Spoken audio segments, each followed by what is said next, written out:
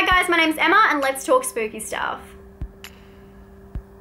So today I'm doing another review request, and this one is from Savior Emma, which I have to admit is a pretty good name. And this one's an interesting one. I have a lot to say. This one is very Halloween themed, so I definitely recommend saving it till that season if you're into that kind of thing, or rewatching it then if you really like it. It's about a girl who discovers she's pregnant, and then she is attacked in her home, kind of like a home invasion film, by some children. Things start to down spiral really fast and it turns into kind of like an abstract surrealist dream.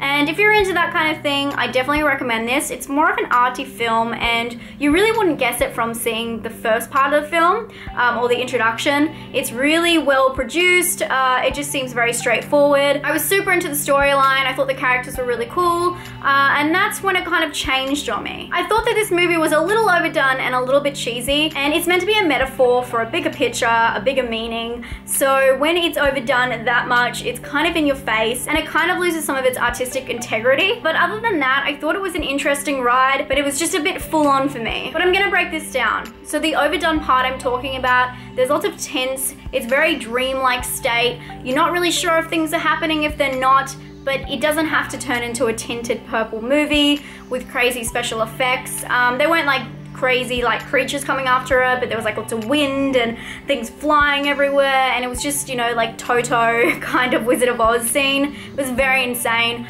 And the metaphor just, it didn't stick to that. And I guess that's where the cheesiness comes in, because the start was really good. It really flowed gently and I was really excited. I did not know what was gonna happen.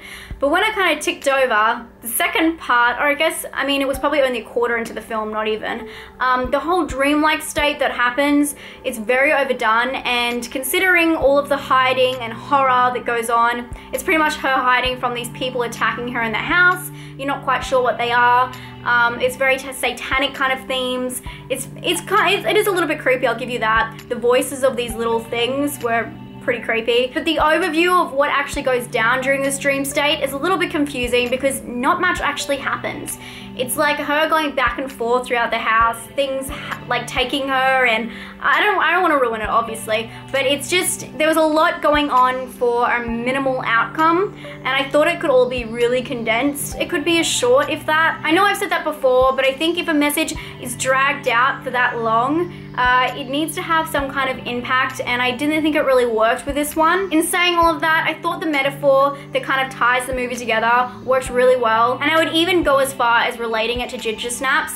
Not so much with the metaphor in Ginger Snaps, but it's kind of similar. Like there's an overwhelming story and it's meant to mean something more personal, and I like that about the film. But all the bits in between really didn't capture my attention. I did think that it was going somewhere really good and it didn't quite get there for me. But with everything I've said, it's important to keep in mind that there's several different explanations for what actually happens in this movie and what the ending is. The pink kind of purple tint is kind of meant to represent a dreamlike state, people say, but the actual ending, which is kind of like a wraparound movie, you'll see it, I'm not really ruining anything, is kind of questionable, and it could kind of mean one of several things, and people on the internet, again, have come together and told each other they're idiots and it means this and that means that. But I really like to hear what you guys think. So if you've seen this movie, let me know what you thought the very end scene or very end shot meant, because to a lot of people it means something different, and I'd love to hear your opinion. I'm gonna give this one a personal score of 6 out of 10. Nothing wrong with it, but nothing really exciting about it for me. For scare score, I'm gonna give it a 4 because I thought the kids were really creepy and there was this really creepy music in the background, like of children singing, and I really liked that. And for originality, I'm gonna give it a 5 because half of it was original and half not so much. I hope you guys are having a great day, and I hope you enjoyed this review. Please give it a thumbs up. Don't forget to follow me all these places, and I'll see you later. Stay spooky. Bye.